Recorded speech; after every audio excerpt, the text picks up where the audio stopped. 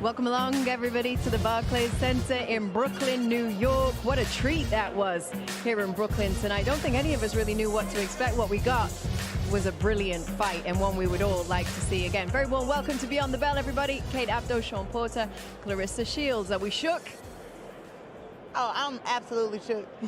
I did not expect to see any of that. I'm actually like, when they say anything can happen in boxing, I'm one of the people who don't believe in that. But now I think I'm a believer in that today. Well, I love boxing. I felt like this was necessary. I'll tell you why. Boxing, you're always trying to pick one guy. The world, you're always trying to pick one guy. Stop trying to find one. And now we got one that y'all thought was crazy because of everything he was doing. And I get it. I mean, like, we all thought he was crazy, but he came to the ring prepared and showed you that, hey, if I game plan, if I'm on point, a lot of guys in this world can be game planned and be on point, but they're overlooked. I want this to serve as the example. Don't overlook anybody in this game. Yes. Because just like you said, anything can happen. I hate to get real like that, but very philosophical I really think, of you, yeah. I really, there's a lot of great fighters in this world, and they never get a chance because they aren't looked at as the guy, you know? So Ryan did something that he did the unthinkable, the unexpected. Let's take a look at some of the highlights from this one and get your guys' thoughts on what we saw. Ryan was so imposing when he wanted to be in this fight, right? I really wanted to talk over these highlights here. The first hook, he said it, it's God-given. It's just his timing. Right there, when he got hit, he banged his gloves together. I said, oh, he's ready to fight. He didn't have this all night. He wasn't able to keep his foot on the gas pedal. I thought that was the one thing missing. However, the timing on that hook, the precision on that hook, you can't teach that, and you can't prepare for it. You know what I mean? So right there, I thought that Doc was a little out of hand, out of line right there, taking the points, but we got a great fight. It was back and forth, and a little bit more Ryan than we did get Devin Haney on this one. Clarissa? Yeah. I think that Ryan was just too strong and just too powerful tonight. I think that 3 pounds definitely played a role tonight. Do you think it made a difference? I think it did, just because Ryan, he didn't have to drain himself just at 3 pounds. We don't know what he started cutting weight at. Yeah. And he got in the ring and he looked way bigger than Devin. And he was just, from the first round when he first touched Devin, all his punches hurt. I mean, from the first round. And I told Clarissa, if there is a rematch, if I'm Devin Haney, I'm saying you make 140 or we're not fighting. There's weight limits for a reason, so that things like that don't happen to the opponent. You know what I mean? I hate to say that, but the champion came in here prepared, ready to go. Yes. But he may not have been as big, as strong as the kid that didn't leave it all in the gym. I would say fight at 147. Forget the cutting the weight. If you really want to see what we can do, because tonight, and I don't want to take credit away from Ryan, because he did a great job tonight. Like, he went out there and he had his game plan. I was kind of stuck. I really couldn't figure out what Devin Haney's game plan was for Ryan, especially for his hook that we all know is very powerful. So it didn't like he had a game plan, but I can say that Ryan definitely had some training with Floyd Mayweather. The first couple of rounds, he just kept moving side to side, and I watched Floyd Mayweather spar a few times, and I mean, he keeps moving, and you don't know which way he's gonna move, and then he just punches. And that's the hardest thing. And tonight, Devin Haney, Ryan Garcia was doing that, and then he started throwing punches and catching Devin when he was asleep, and he was getting those knockdowns, and it was just some stuff that I did not expect to see. Man, but for 3 pounds, though, Ryan Garcia would now be leaving the arena as a champion, as a holder of a belt at 140 pounds. I mean, you have to wonder whether he will regret that decision not to drop those 3 pounds. No, you don't think so? He bet $2 million on himself. He don't regret it at all. Yeah, you're right. That's he don't regret it. But Devin obviously now leaves the arena not being a champion. That WBC title will now be vacated, so that one is now up for grabs. The rematch is that everybody seems to be saying, yeah, hell yeah, I want to see the rematch. Do you guys want to see the rematch? Clarissa's not sure. Okay, why are you hesitating? You enjoyed the fight, no? I did enjoy the fight. I just don't like fights that when I'm like, when I think that I know something, and then it's the total opposite. It's like, hold on, do I want to see it again? Well, it was a great fight, and I would like to see. I would like to see it again, yes. That answers the question, yes. This is something we need more of it as well. Young guys going against young guys. Yes. 2 guys approaching their prime. Not quite in their prime, but approaching their prime close enough that we got a great, excellent fight. They pulled the best out of one another. Yes. This fight looked a little one-sided at points, but it certainly was not that. So, yeah. you know, we all talked about before the fight, we talked about Ryan Garcia giving a great account of a good account of himself, and in this one we actually got Devin Haney, who had to kind of weather some storms and pull it together. But what heart though, right? Showed that he has the heart. Because he looked hurt. Yes, there were plenty of moments where he looked hurt, but that's what training is for, and we could see that he trained well, well conditioned, which means he was able to recover well. So I like the rematch because we got a great narrative right here. Yeah. We know what this rematch could look like. What about the status of Ryan Garcia? What does this fight do for the status of Ryan Garcia? Does it erase as well, by the way, the knockout loss to Tank? Does it go some way towards doing that? It's supposed to, because, you know, like my dad would tell me, boxing only cares about what have you done for me lately. Nobody cares about him short-term memory. Getting stopped. Yeah, and I said if he faces some adversity in this fight, he's gonna do what he didn't do against Tank Davis. That's a lesson that you have to learn. You know, when he got in the ring with Tank, he wasn't who he is now. He grew from that fight, and I think that he came to the ring with a lot of hurt. He got hit with a big punch, banged his gloves together, and we saw it. I've only experienced losing in boxing one time, and that was the amateurs. And I can say that I told myself I'm never experiencing that again. So I didn't get knocked out. The fact that Ryan got knocked out by Tank, in his mind, it's the trigger of him. I don't ever want to get knocked out again. That's real. When I rank the guys at that weight class, I always had Shakur first. Tank, Devin Haney. At 135, you're talking? Yes, Tiafimo, and I always had Ryan Garcia last. He's not last anymore. He's not, and he proved that. And he proved that even though you may not have the best of skills, if you have some power, you have some speed, with a little bit of heart, you can get things done. Yes, you can. All right, tell you what, let's head over to the team who called tonight's action. Chris, Sergio, Todd, any more thoughts? Well, I'm just doing the math in my head. If Ryan Garcia did indeed bet $2 million on himself, considering the odds about plus 600, $2 million is $12 million return for Ryan Garcia on top of his purse and all those things. But here's what I'm wondering. When Ryan Garcia lost to Tank Davis, the next day it was like, ah, shucks, I was dehydrated. I'll be fine. I'm putting this behind me. For Devin Haney, him and his father have talked about him being a generational talent. The next Floyd Mayweather, they were going to retire undefeated. We were going to be talking about his legacy for as long as we live. That is now all being questioned. Where does he go from here, Sergio, as a fighter that's lost a big fight before?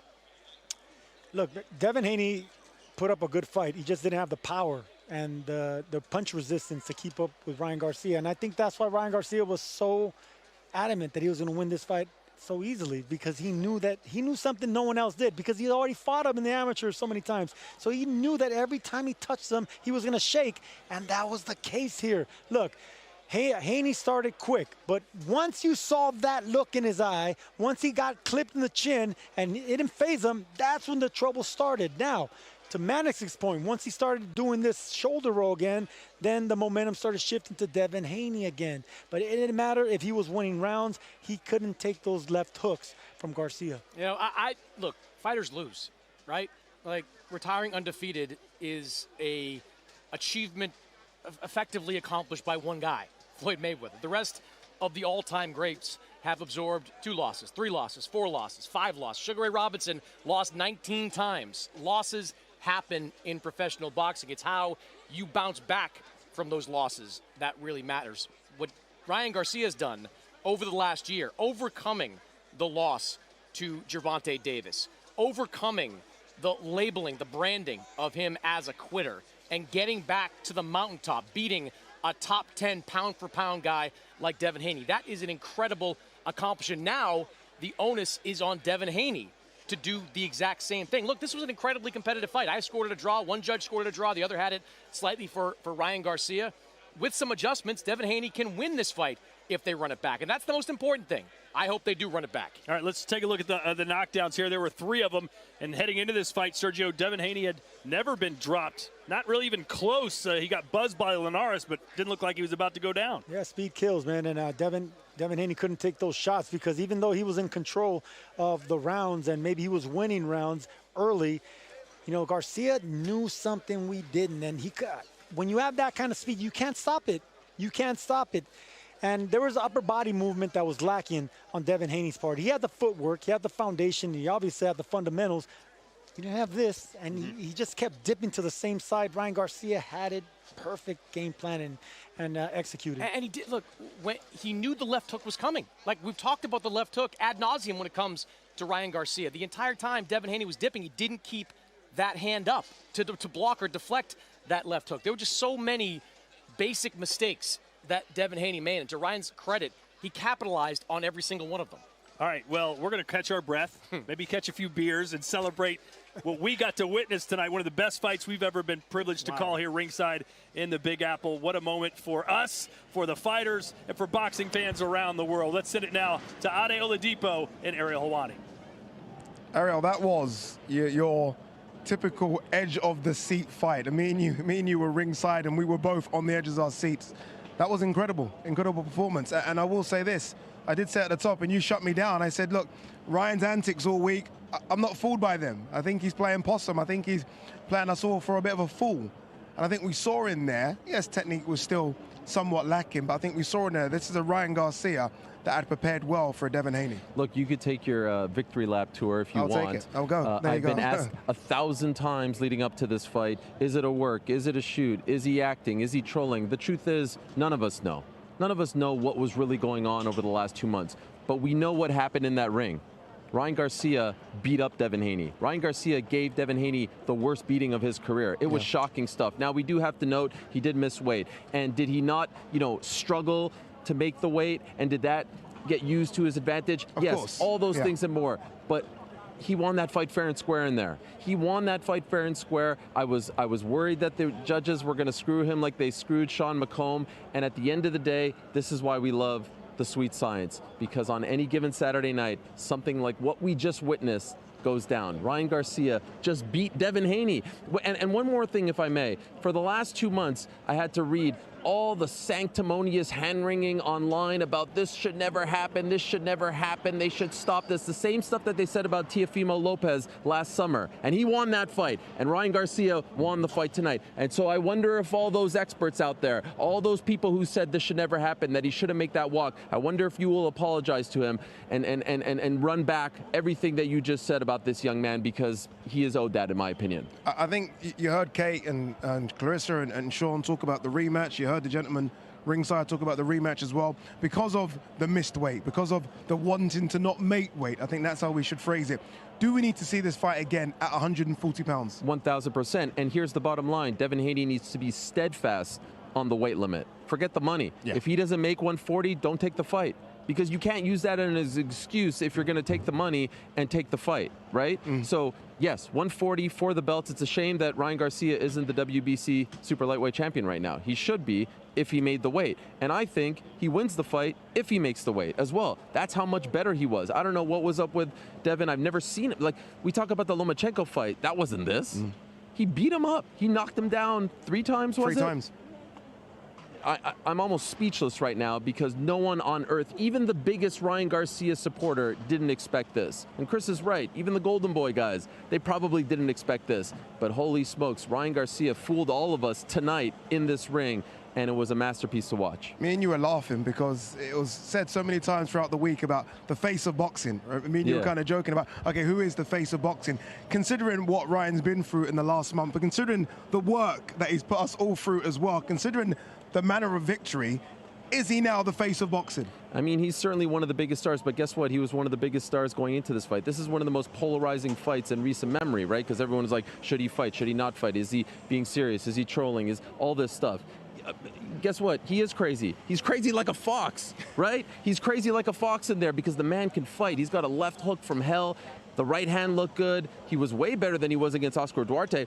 The guy who fought Oscar Duarte in December loses this fight tonight, right? So he has come a long way. And what did we say after the Duarte fight? Just give him and Derek James a little more time. First time with a new trainer. Let him get comfortable. Let him get his mojo back after the loss to Tank Davis. He got his mojo back. So yes, he is one of the faces. He was one of the faces. I just hope that perhaps he reels it back a little bit. We see the Ryan of maybe 6, 7, 8 months ago, not that far out there, because he could be the guy with the big sponsors, with the big money coming in, and then the big fights as well. Of course, some sponsors don't want to be aligned with some of the things that he was doing. He can make a lot of money and secure a great future for himself if he continues to fight like this. I will say this as well. Obviously, the story is about Ryan Garcia. Very happy for trainer Derek James.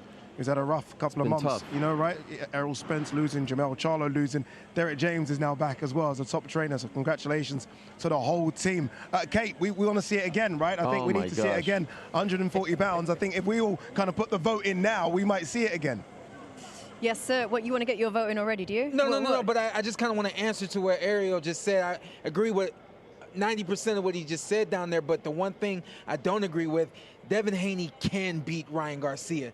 Has been a night where Ryan Garcia came out, showed some flash. Remember, he used to call himself the Flash. Yeah. And Devin Haney wasn't ready for that. Sometimes you don't know how to lose. So I can speak to this because I know how I've lost before. When there's a blitz and you're not ready for the blitz, sometimes you just don't recover from the blitz. Mm-hmm.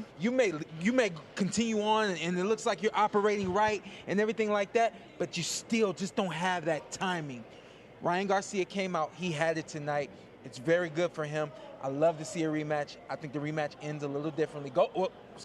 Goes a lot differently. I don't know who wins the rematch, but I think this fight certainly is worthy of a rematch. And when you go home and you sit with that loss, how tough are those first 24 hours? Oh, man, it's going to be tough for him. It's going to be very tough for Devin. It's going to be tough when he gets on a plane. It's going to be tough going through those clouds. Don't shake your head. You don't know. I mean, I lost one fight, man. It's going to be very tough. Deep, didn't it, Clarissa? It's going to be very tough, and I will also say this. Their plan was to conquer the world of boxing being undefeated. They're still going to conquer the world of boxing, just not undefeated. Just not undefeated. Yeah. And I can say that when I lost my first amateur fight, I mean, I had a whole documentary about my life. So every time I watched the documentary and the part came up where I lost, I start crying. And I cried for almost 7, 8 years. Yes, you do know what it feels like. Until I got the rematch. Where did this come from? And I beat her for the undisputed championship. Hold on, do you cry when you watch the fight back? No, I'm like, oh yeah, you got her back. But it is tough losing, especially when you've done everything that you could. You had a great camp. You dieted. You trained. You dealt with all the antics. I mean, heck, these guys are about to fight every time they seen each other, and that's like a mental thing in itself. And I always tell people, if you're not used to that type of confrontation, don't do it, because it is draining. It is draining if you're not used to somebody being on your face, yelling, screaming. It actually takes energy out from you. And I've told a few different friends this. I'm used to that conversation because I grew up in Flint, but everybody else is not really used to that. So I tell people, like, if that's what you do, do it. If you don't, let it go. Yeah. Tell you what did beat you tonight. Your boots beat you. You've ended up in the kicks. You're in the trainers. I got my Gucci's on. You ain't got to do too much now. I got my Gucci's on. All right, well, I appreciate you. This was fun watching this with you. It was a good experience. It has been just an incredible night of fights here at the Barclays Center. Ryan Garcia made everybody think he wasn't ready. He wasn't stable. He was more than ready, and he was certainly the better man on the night. On behalf of the whole team at DAZN, Adi, Ariel, Todd, Sergio, Chris, Sean, Clarissa, and I, thank you so much for joining us tonight. We will see you for the next one. Good night, everybody.